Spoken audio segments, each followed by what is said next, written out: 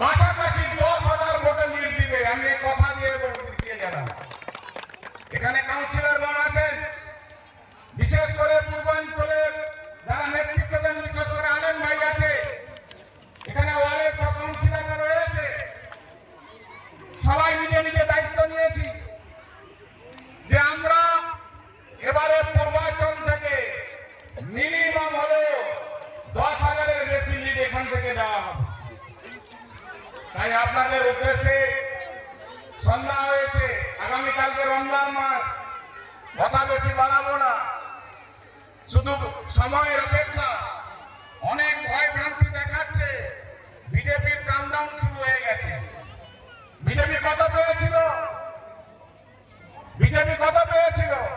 77। হয়ে এসছে কত? প্রায় মনে হয় 63-64। এখন থেকে কাউন্টডাউন শুরু হয়ে গেছে। বিজেপি লিডারদের জিজ্ঞেস করবেন, 64 ছিল, 63, 63 থেকে 62, 62 থেকে 61, 61 থেকে 59, 59 থেকে 60, 59 থেকে 58, 58 থেকে 57, 57 থেকে 56, 56 থেকে 55। এবার বাংলা চালাবে 59। আপনারা তৈরি থাকুন, শুধু সময়ের অপেক্ষা। সারা রাজ্যের মানুষ জেগেছে। যুব সাথী প্রকল্প ঘোষণা করেছে। যুব সাথী প্রকল্প আমাদের মুখ্যমন্ত্রী দেওয়া শুরু হয়েছে। বিরোধী দলটা কি বলছে? বিরোধীরা প্রথম বললো লক্ষ্মী ভান্ডার আপনারা ভিক্ষা দিচ্ছেন নাকি? কিন্তু এবারে কি হলো?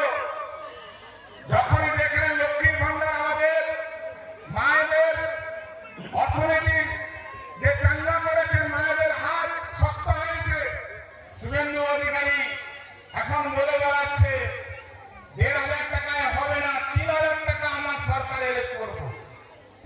আপনারা জিজ্ঞেস করবেন যে আপনি যে বলছেন, বিজেপি যে বলছে 3,000 টাকা করে দেবে, সারা ভারতবর্ষে অন্য রাজ্যগুলো তো বিজেপি মুখ্যমন্ত্রী রয়েছে, তার তো অমিত শাহ, নরেন্দ্র মোদী তার হেডমাস্টার, সেখানে 300 টাকা করে ইন জেনারেল কোন মহিলার হাতে দিয়েছে কিনা? কোথাও লক্ষ্মীর ভান্ডার, কোথাও 3 পয়সা দেয়নি। এখানে দিতে নাকি 3,000 টাকা করে দেবে। ভাবনা, এরা ভাবনামি করে, এরা শুধু মিথ্যার কথা বলে, কোন রকম হিন্দু মুসলমান দাঙ্গা লাগানোর চেষ্টা করছে, তাস খেলছে। এইসব করেই এখানে আমাদের রাজ্যটাকে দখল করার চেষ্টা করছে। বাংলা হচ্ছে একটু আলাদা জায়গা। বাংলায় সব হিন্দু মুসলমান চলবে না। আমরা এখানে অনেক সংখ্যালঘু ভাইরা আছি। ধরে রাখবেন, সংখ্যালঘু ভোট ভাগাভাগি করার জন্য অনেকে চেষ্টা করছে। একজন হুমায়ুন কবির জোকার বাবরি মসজিদ নামে রাজনীতি শুরু করেছে।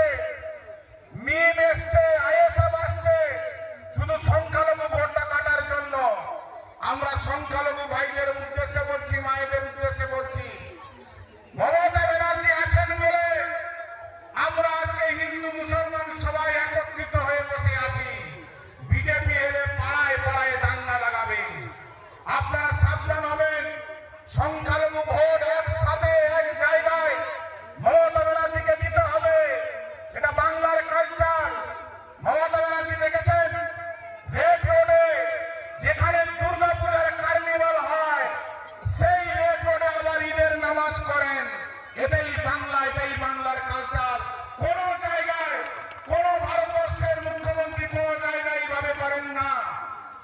আমরা সবাই আজমির শরীফ যাই, বাসে করে অনেকে যান, এখানে